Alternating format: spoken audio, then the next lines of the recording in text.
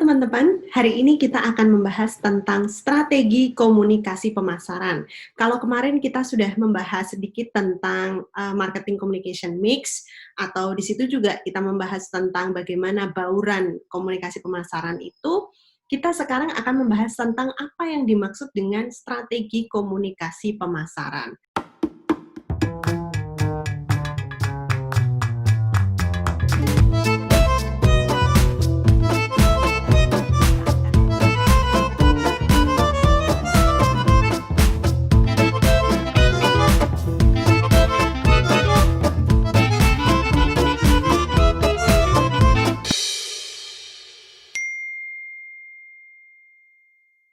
Ada beberapa informasi buku yang bisa teman-teman cari dan menurut saya ini sangat bagus ya. Misalnya bukunya Deloiser, kemudian Ahrens ya, William F. Ahrens. Ini bukunya cukup bagus untuk membahas apa itu komunikasi pemasaran.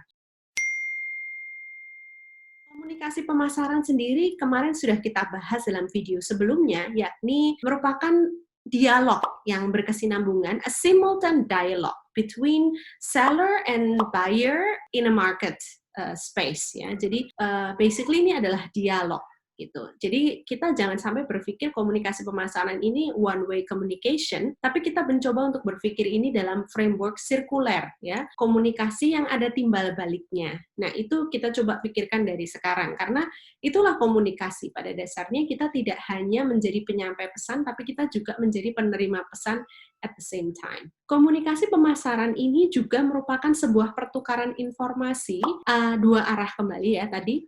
Dan di mana di sini memungkinkan proses pemasaran itu bisa berlaku atau berfungsi secara efektif dan efisien. Nah, pertukaran pesan ini misalnya antara penjual kepada pembeli, mereka saling bertukar. Yang pembeli akan menyampaikan apa kebutuhannya, penjual akan menyampaikan apa yang mereka punya, supply-nya apa. Nah, selain itu, mereka juga bisa saling menyampaikan data. Ya, konsumen biasanya akan menyampaikan, oh data saya seperti ini, kira-kira saya butuh apa. Kadang-kadang mereka juga tidak tahu apa kebutuhannya. Nah, di sini pembeli akan mencoba secara strategis ya, berpikir untuk bisa memenuhi kebutuhan tersebut. Nah, kemudian menurut Ahrens juga, komunikasi pemasaran itu proses menjalin hubungan yang saling menguntungkan antara kedua belah pihak, bahkan stakeholder yang lebih luas lagi seperti karyawan dalam perusahaan, seperti stakeholder lain investor gitu ya. Yang mana di sini ada proses komunikasi strategis yang membuat perusahaan atau merek komersial dari suatu produk ataupun service dapat menyampaikan pesan melalui berbagai media. Ya, jadi itu definisi secara umum komunikasi pemasaran.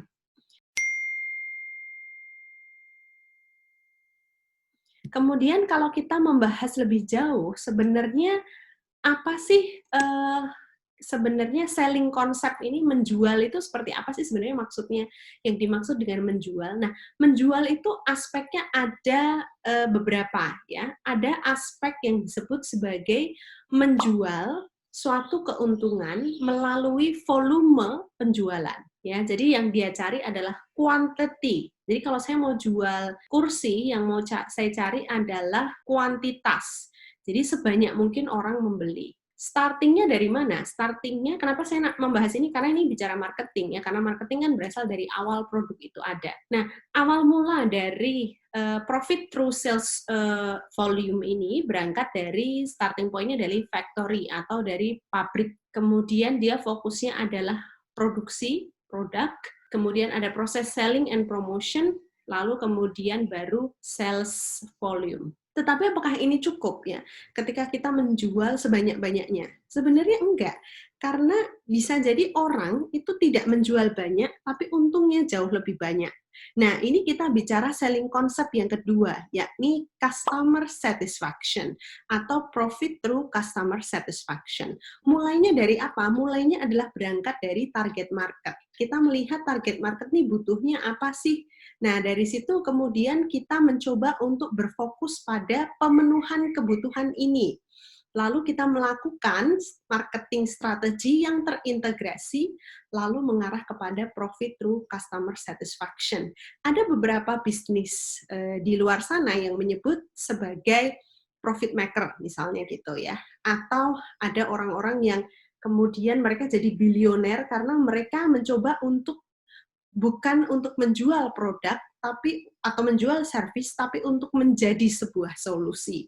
Misalnya zaman dulu Anda mungkin atau sekarang ya Anda mungkin sering melihat suatu hotel atau homestay atau guest house yang mereka bekerja sama dengan beberapa platform seperti Oyo, seperti Airi dan seterusnya ya. Ini adalah mereka-mereka yang bergerak pada profit through customer satisfaction. Kenapa? Karena mereka berangkat dari problemnya.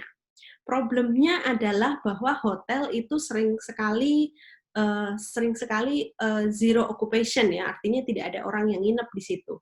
Akhirnya mereka masuk sebagai istilahnya pemberi solusi dari masalah itu dengan platform mereka. Ya, nah ini adalah profit through customer satisfaction. Yang dia cari adalah customer satisfaction. Dia produknya ada nggak sih? Sebenarnya not necessarily dia punya produk, tapi dia pinjem produk orang dan produk ini dia create supaya ada customer satisfaction di situ. Nah itu contohnya selling yang sekarang sedang beredar ya. Jadi teman-teman bisa memilih apakah Anda akan mencari profit through sales volume, yang mana ini konsep yang menurut saya paling mudah ya, karena kita berusaha untuk menciptakan satu produk yang mana orang banyak beli. Tapi customer satisfaction ini yang sulit, karena kita mencoba untuk menjual ide, ya, menjual konsep, menjual suatu yang mungkin tidak kelihatan bentuknya, tapi nanti suatu saat akan kelihatan output-nya. Nah, ini yang akan kita bahas berikutnya dalam strategi komunikasi pemasaran. Nah, untuk melihat bagaimana penerapan pemasaran, itu akan lebih bagus ketika kita melakukan yang pertama adalah riset. Ya, riset perilaku konsumen terhadap produk atau service yang kita tawarkan. Nah, ini penting sekali kalau mau melakukan strategi komunikasi pemasaran itu ada aspek riset. Yang kedua, aspek yang penting adalah menciptakan sebuah kerangka strategi atau milestone ya yang berorientasi pada konsumen. Jadi ini penting untuk melihat bagaimana kalau teman-teman misalnya mau meriset tentang strategi komunikasi pemasaran, itu kan banyak banget ya skripsi yang kayak gitu. Teman-teman harus melihat dulu apakah mereka punya kerangka strateginya. Kalau nggak punya, teman-teman pada dasarnya tidak bisa melakukan riset. Karena banyak orang melakukan komunikasi pemasaran tanpa melakukan strategi atau tanpa membuat strateginya. Nah, ini aspek penting. Kerangka strategi ini ada nggak gitu dalam perusahaan atau dalam organisasi yang coba teman-teman gali gitu ya dalam penelitian. Atau misalnya banyak perusahaan-perusahaan atau organisasi, terutama levelnya yang small medium enterprise, itu biasanya kurang punya kerangka strategi ini ya. Kemudian yang ketiga adalah segmentasi pasar. Mereka punya nggak segmentasi pasar? Banyak yang kemudian berpikir, ya pokoknya saya maunya semua dijual, saya nggak peduli siapa yang beli, pokoknya semua beli gitu. Nggak bisa gitu juga ya, produk dan service itu punya segmennya sendiri-sendiri. Ada produk yang memang bisa dipakai semua orang, tapi itu pun ada dominan segmennya. Jadi tidak semua produk itu bisa dipakai oleh semuanya. Maka ada segmennya nggak ini? Gitu ya. Kemudian yang keempat, aspek pentingnya adalah positioning. Nah, ini agak susah ini. Positioning ini artinya teman-teman atau organisasi atau perusahaan itu melakukan semacam positioning, semacam apa ya, posisi mereka di mana sih dalam benak konsumen gitu. Apakah mereka itu punya diferensiasi yang membuat mereka berbeda gitu. Mereka ingin dikenal sebagai produk yang seperti apa atau service yang seperti apa. Nah, ini positioning ini sulit karena dia harus dirumuskan, harus dipikirkan benar-benar. Kemudian aspek yang kelima adalah selektivitas dalam periklanan. Jadi atau dalam penjualan langsung atau dalam aspek-aspek komunikasi pemasaran itu ada seleksi.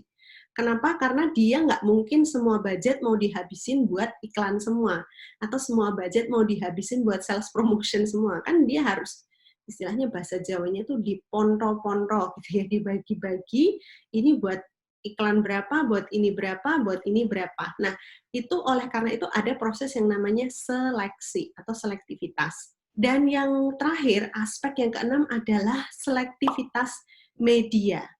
Ya, jadi setelah dipilih tadi mau iklan kayak mau direct marketing kayak mau sales promotion kayak mau macam-macam, dia akan memilih kembali medianya, ya seleksi medianya. Jadi iklan sendiri kan ada bermacam-macam. Nah, dia pilih iklannya di mana? Apakah di radio, TV, sosial media dan seterusnya. Gitu ya. Nah, ini aspek-aspek yang harus dipikirkan. Kemudian dalam komunikasi pemasaran itu ada yang namanya sinergi, ya. Sinergi ini saya ada gambarnya, coba bisa dilihat ya nanti gambarnya.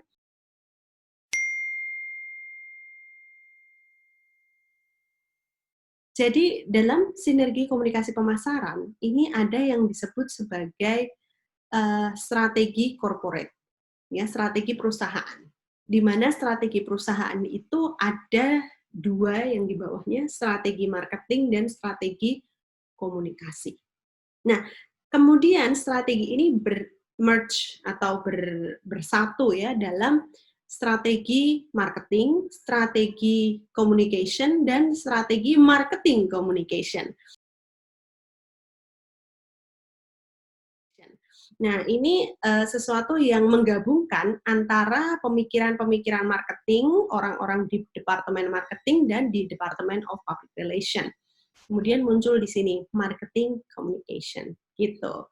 Kalau dalam marketing communication study itu gambarnya mungkin bisa disebut juga sebagai triangle of marketing communication. Jadi ada strategis dari sisi corporate-nya, kemudian marketing sama communication, lalu di tengahnya ada strategi corporate marketing communication.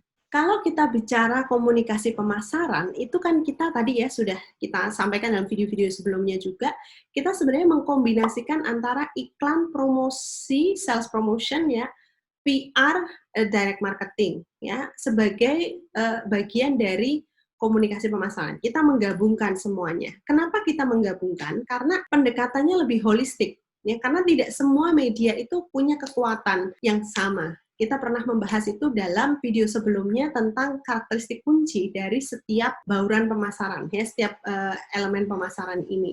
Nah, ketika kita bisa melakukan pendekatan yang lebih holistik, kita tidak melihat itu sebagai sesuatu yang parsial atau sendiri-sendiri, tapi mereka berjalan secara bersamaan. Jadi, kita tidak lagi berbicara mengenai bagaimana sih perusahaan itu menjangkau atau berbicara dengan pelanggan, tapi kita membahas tentang bagaimana pelanggan itu bisa berbicara dengan perusahaan sehingga kita bisa memenuhi kebutuhannya. Nah, itu paradigm shift-nya ya. Nah, kalau kita bicara marketing communication, tadi sudah kita jelaskan ya, sudah saya jelaskan, ada klasifikasi, ya, ada seleksi, ada segmentasi pelanggan. Tapi juga ada yang disebut sebagai sasaran dan strategi komunikasi. Artinya, kalau kita bicara strategi komunikasi, maka dia punya framework. Ya, dia punya kerangka. Nah, dari situ kemudian dia akan menentukan konsep produknya ini dalam benak konsumennya seperti apa dan bagaimana taktik yang dia lakukan. Taktik itu turunan dari strateginya. Nah, ini mungkin beberapa orang mencoba untuk merumuskan ini dalam berbagai macam jenis ya. Misalnya ada orang yang pakai bisnis canvas, ada orang yang pakai modelnya strategi komunikasi pemasaran dan seterusnya. Jadi ada sebenarnya banyak model yang bisa dipakai untuk digunakan sebagai istilahnya apa ya, checklist untuk menggambarkan oh produk saya udah memenuhi kriteria ini atau belum ya. Kemudian kalau kita bicara strategi komunikasi pemasaran, nah itu tadi. Jadi kita mencoba untuk meriset beberapa hal. Ya, yang pertama itu meriset perilaku konsumen, ya, meriset alam pikiran, meriset demografis konsumen. Nah, itu kita bisa meriset mereka. Lah, mana sempat kita meriset. Nah, sekarang ada yang namanya algoritma. Nah, algoritma ini secara otomatis dia sudah memberikan hasil riset data tadi ya. Jadi misalnya datanya si big data itu akan, misalnya kalau teman-teman beli data ya, itu teman-teman bisa akan melihat sendiri misalnya demografis tertentu itu bagaimana perilaku mereka di internet gitu, sehingga teman-teman bisa membuat suatu strategi dari hasil data tersebut gitu. Makanya big data itu dulu atau dulu sekarang juga masih ya dianggap sebagai one of the most solusi yang sangat handy buat perusahaan, karena dia menyediakan banyak data dan pertanyaan yang dibutuhkan oleh perusahaan tanpa dia harus melakukan riset yang susah gitu ya, karena dia tinggal tarik data aja. Yang kedua, itu dia mencoba untuk melakukan riset mengenai realitas produknya seperti apa dan persepsi konsumen terhadap produknya. Nah, itu nanti bisa juga menghasilkan suatu strategi. Ya, apakah produk saya itu secara realitas itu sudah sesuai dengan ekspektasinya konsumen. Kemudian yang ketiga, biasanya orang akan melakukan riset terhadap kompetitor atau persaingan. Nah, market share-nya seperti apa. Yang keempat, itu manfaatnya bagi konsumen apa. Nah, kalau suatu perusahaan sudah tahu manfaat bagi konsumen apa, maka dia bisa mencoba mengexaggerate atau mencoba untuk mengkampanyekan manfaat-manfaat ini. Ini salah satu produk yang bisa jadikan contoh itu misalnya seperti beer brand, ya, beer brand, ya. Itu salah satu merek yang lucu karena dia itu iklannya adalah naga, tapi nama produknya adalah beer brand, sementara yang dia jual adalah susu sapi. Lalu mengembalikan keseimbangan. Inilah kemurnian yang selalu menjagamu. Bear Brand, rasakan kemurniannya. Nah, ini lucu ya. Tapi dia sebenarnya mencoba untuk memahami manfaat bagi konsumen, ya, karena dia berangkat iklannya itu dari situ. Ya, awal mulanya dia hanya susu pasteurized biasa ya, tapi kemudian konsumen merasa banyak manfaat yang beredar dan itu cenderung mungkin seperti mitos ya, seperti oh kalau minum beer brand itu paru-parunya jadi bersih gitu ya, atau apa dan seterusnya. Jadi seperti obat gitu ya beer brand itu tampaknya. Akhirnya dia muncul dengan iklan yang kemudian mengangkat manfaat-manfaat yang dirasakan oleh konsumen itu gitu. Pada saat itu misalnya dia iklannya kan pakai dragon gitu ya. Jadi ada semacam simbolisasi bahwa itu susu obat gitu ya, tanpa dia harus menyebut susu obat, karena memang itu hanya sifatnya perseptual dan mitologi gitu ya. Jadi akhirnya dia muncul dengan strategi seperti itu. Kemudian yang kelima itu adalah merancang. Jadi dia melakukan riset untuk merancang programnya. Yang keenam, dia mencoba untuk meriset apa sih keunikan dan identitas merek saya. Nah ini beda. Identitas dan keunikan produk dan keunikan dan identitas merek. Karena produk bisa sama, tapi merek yang akan memberikan pembeda. Ada dua mie instan yang sama, tapi mereknya beda, ya kan? Sama-sama jual mie instan, tapi mereknya beda, itu akan menciptakan keunikan yang berbeda dan identitas yang berbeda. Ya, saya kasih contoh, misalnya teman-teman lebih suka beli Indomie, Supermie, mie sedap, Lemonilo, atau apa. Nah ini kan sebenarnya produknya sama, mie instan. Tapi dia, karena ada mereknya, dia mempunyai keunikan dan identitas sendiri-sendiri. Nah, oke. Sekarang, hal berikutnya yang diriset dalam strategi komunikasi pemasaran itu antara lain juga adalah sasarannya. Dan dari sasaran ini, apa tindakan komunikasinya. Jadi misalnya kalau dia adalah produk, ini kasus cewek ya biasanya, makeup. Oke. Dia makeup, sasaran dia siapa? Teenager. Oke, kita kalau mau teenager, kita mau melakukan tindakan komunikasi apa nih? Nah, dia lihat dulu, ini teenager ini akses medianya apa, ya, siapa significant others atau orang yang dia percaya, dan dia beli produk di mana. Jarang sekali ada teenager yang dia datang ke suatu tempat yang jualan makeup yang gede, brand-brand gede gitu ya, terus tanya sama SPG-nya, terus bilang, Mbak, saya tolong didandarin. Itu jarang banget. Tapi mereka sangat percaya dengan yang namanya review atau endorser makeup yang kayak, yang di Instagram yang tiba-tiba dia pasang makeup gitu kan. Nah, ada nama-nama tertentu yang menjadi significant others dari teenager ini. Akhirnya, produk-produk baru yang muncul buat teenager ini, dia nggak pernah menjual produknya di tempat-tempat seperti yang saya sebutkan tadi ya, di merek-merek besar. Enggak, dia masuknya di Indomaret, Alfamart, ya kan? Dan dia pakainya saset-saset kecil. Kemudian yang dia tembak siapa? Endorser-endorser yang ada di Instagram. Nah, itu adalah bagaimana dia mencoba untuk menetapkan sasaran dan tindakan komunikasi kita apa nih terhadap produk kita ini. Kita produknya baru, sasarannya remaja, ya kan? Jadi mereka mencoba untuk secara spesifik, efisien, dan efektif untuk mentarget sasarannya tersebut. Nah, kita juga bisa meriset hal yang lain, misalnya bentuk persepsi di benak khalayak seperti apa. Jadi, khalayak itu berpikir tentang produk kita seperti apa, gitu ya. Nah, itu juga bisa di persepsi seperti itu bisa kita cari atau bisa kita teliti. Kemudian menemukan media yang tepat, karena tidak semua media itu tepat untuk produk kita. Ya, misalnya beberapa produk yang baru launching ya, misalnya kayak teman-teman mungkin pernah dengar kopi Janji Jiwa, gitu. Nah, di situ ada kopi-kopi yang nama-namanya itu kayak rada-rada halu gitu ya, rada-rada heartbroken, ambiar gitu, kayak misalnya kopi putus cinta atau kopi mantan kekasih gitu ya, misalnya kayak gitu-gitu. Kenapa dia menggunakan media seperti itu? Nah, itu sebenarnya bagaimana dia melihat atau memotret tadi persepsi di benak khalayak tentang kopi itu apa?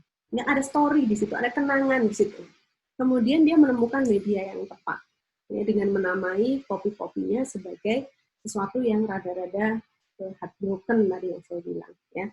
Jadi ini adalah salah satu bentuk strategi komunikasi pemasaran, riset terhadap strategi komunikasi pemasaran yang bisa kita lakukan. Nah, saya pernah membahas soal marketing mix itu ya.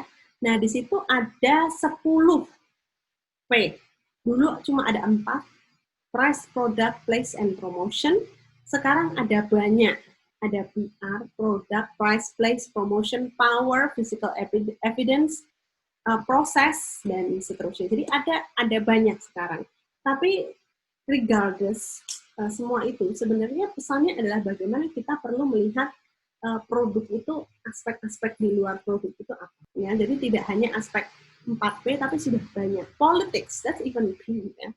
Jadi apakah produk kita berhubungan dengan politik? Bisa jadi. Beberapa produk itu, misalnya kayak, ingat ya, waktu kejadian Sari Roti dulu pernah di embargo, ya, tidak mau dibeli oleh sekelompok orang, ya, atau Equil, ya, atau semacam itu ya, itu ternyata 4P tidak berlaku, 10P tidak berlaku, yang berlaku politics. Gitu.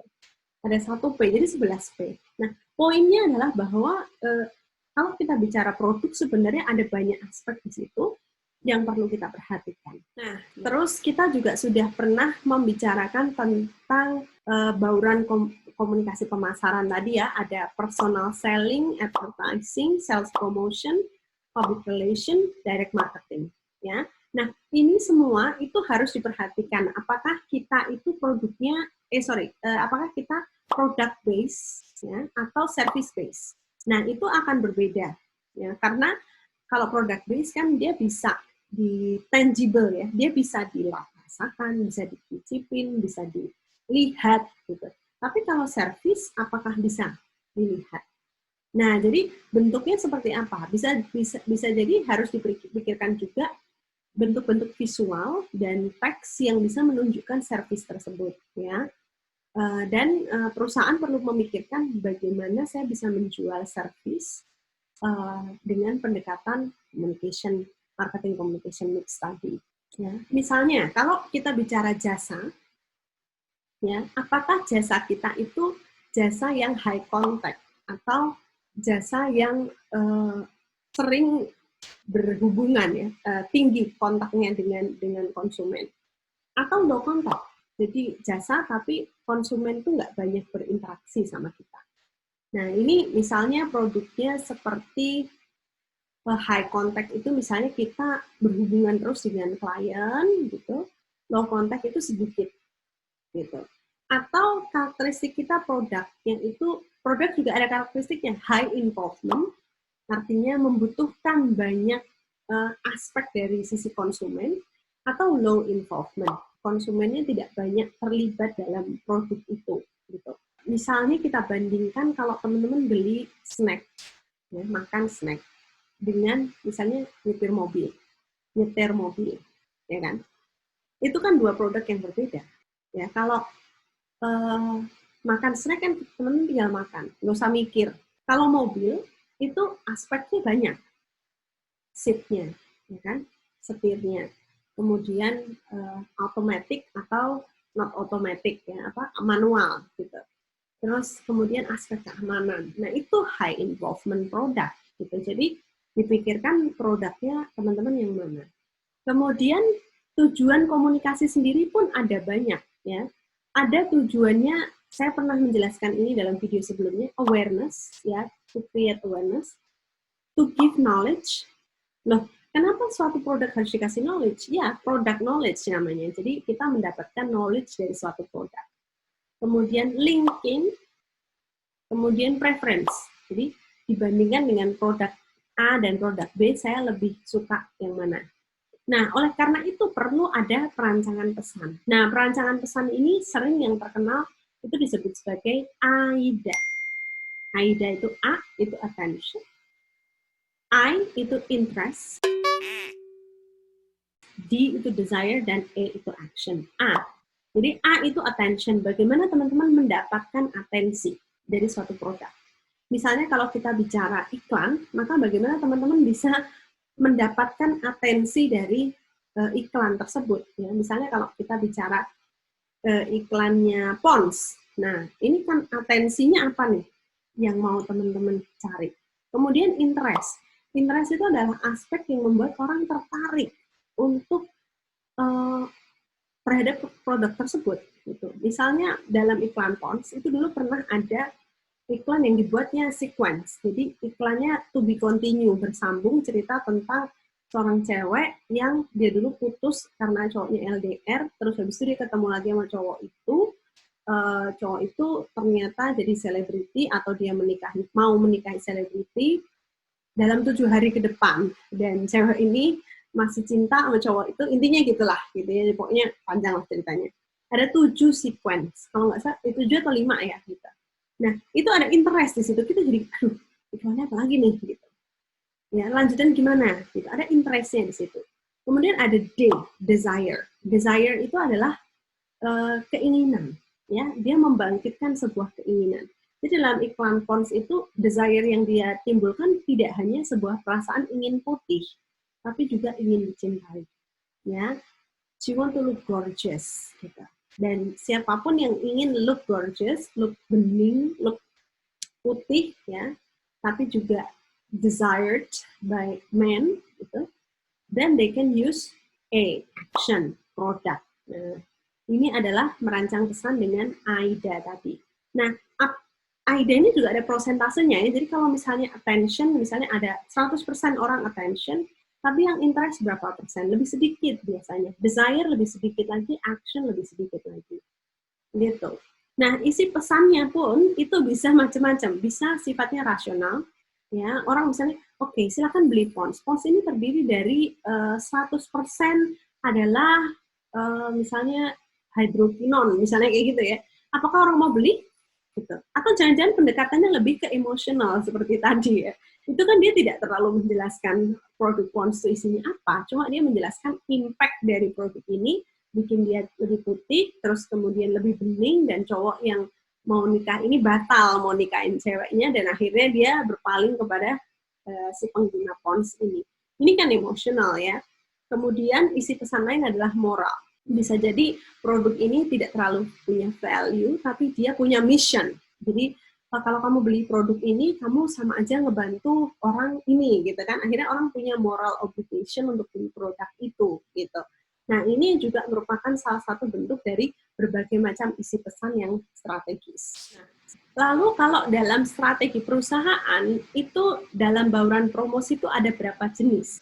Nah, biasanya dikenal dengan 2 jenis. Ya. 2 jenis itu adalah push strategi dan pull strategi. Push strategi itu adalah menggunakan penjual dan promosi perdagangan atau promosi penjualan untuk biar produknya itu semakin banyak, ya, semakin banyak dijual. Itu push, mendorong, gitu ya. mendorong supaya banyak yang jual. That's push. Kalau pull strategi itu seperti apa? Dia adalah membuat suatu pesan atau strategi tadi supaya permintaannya meningkat. Artinya, kalau ini suatu produk yang tidak terlalu dibutuhkan, maka dia membuat sebuah iklan as if they need. So they create demand, they create needs, sehingga seolah-olah kita butuh. Gitu. Banyak produk yang sifatnya di situ dan dalam satu situasi tertentu mereka kemudian tidak bisa bertahan karena dia kurang bisa menciptakan budaya kebutuhan ini. Ya. Misalnya dalam situasi krisis seperti situasi COVID-19 pandemik gitu ya, itu banyak produk yang sifatnya full strategi yang kemudian agak-agak kolaps karena dia mencoba menciptakan kebutuhan dan pada saat terjadi krisis, orang kemudian beralih pada kebutuhan yang benar-benar pokok. Ya. Sementara kebutuhan yang tidak pokok atau tersier kemudian menjadi rada-rada nggak payu gitu ya, karena tadi mereka orang-orang kemudian baru sadar bahwa aku tuh sebenarnya cuma butuh yang yang utama aja kok, aku nggak butuh produk-produk ini gitu. Itu banyak terjadi ya. Misalnya produk-produk yang sebenarnya sangat diperlukan orang kan sembako, obat ya kan. Nah, tapi produk-produk yang sifatnya hiburan yang sebenarnya nggak butuh, tapi orang kemudian dibuat seorang-orang butuh menjadi orang sadar, oh ya, aku sebenarnya nggak terlalu butuh nih sama produk itu. Gitu. Nah, itu adalah strategi perusahaan pull and push. Gitu. Kalau kita mau mengintegrasikan bauran promosi kita, itu ada yang disebut sebagai identifikasi. Ya. Identifikasinya itu yang perlu diidentifikasinya apa? Yang perlu diidentifikasi satu, itu adalah komunikasinya. Dua, itu adalah kontaknya, kontak point, atau siapa aja yang mau kita target, stakeholder siapa yang mau kita pikirkan, itu harus dipetakan. Yang ketiga, itu membangun tim, ya, tim komunikasi yang akan mengintegrasikan ini. Ya, empat, itu bagaimana membuat seluruh unsur komunikasi yang sesuai satu dengan yang lain. Jadi, istilahnya seragam, gitu, hampir sama, atau hampir sama. Misalnya, kalau iklannya adalah bertema misalnya pantai, kemudian sales promotion, kemudian personal selling dan seterusnya bertema sama pantai gitu. Kemudian yang kelima itu adalah measurement. Jadi dia membuat measurement untuk semua unsur-unsur tadi. Dan yang keenam itu dia menunjuk leader yang bertanggung jawab. Dan yang terakhir dia menganalisis trennya seperti apa. Nah, itu tadi adalah strategi komunikasi pemasaran. Jadi strategi komunikasi pemasaran itu kalau di riset, kalau dalam penelitian itu sebenarnya aspeknya sangat kompleks. Ya. Tapi yang pertama yang harus diidentifikasi adalah apakah perusahaan atau organisasi yang mau diriset tentang strategi komunikasi pemasarannya memang punya strategi komunikasi pemasaran. Kalau nggak punya, maka tidak ada poinnya. Karena strategi komunikasi pemasaran itu bentuknya adalah kerangka strategis, gitu. Framework strategis, yang kemudian nanti muncul turunan-turunannya berupa hal-hal teknis atau taktik. Ya, setelah itu baru kemudian muncul program. Jadi tidak melulu program. Nah, tapi banyak perusahaan itu yang berpikir untuk membuat program tapi tidak membuat strategi. Ya. Nah, ini sesuatu yang harus diperhatikan teman-teman kalau mau melakukan riset tentang strategi komunikasi pemasaran. Nah, selain itu, strategi komunikasi perusahaan tadi sudah saya jelaskan, dia itu sangat terintegrasi. Jadi dia berpikir dari awal sampai dia berpikir ke akhirnya. Tapi semuanya yang paling penting adalah dia semua bisa di-measure. Ya, bisa diukur, bisa diambil risetnya. Oke, itu tadi strategi komunikasi pemasaran. Sampai jumpa di video berikutnya. Bye-bye.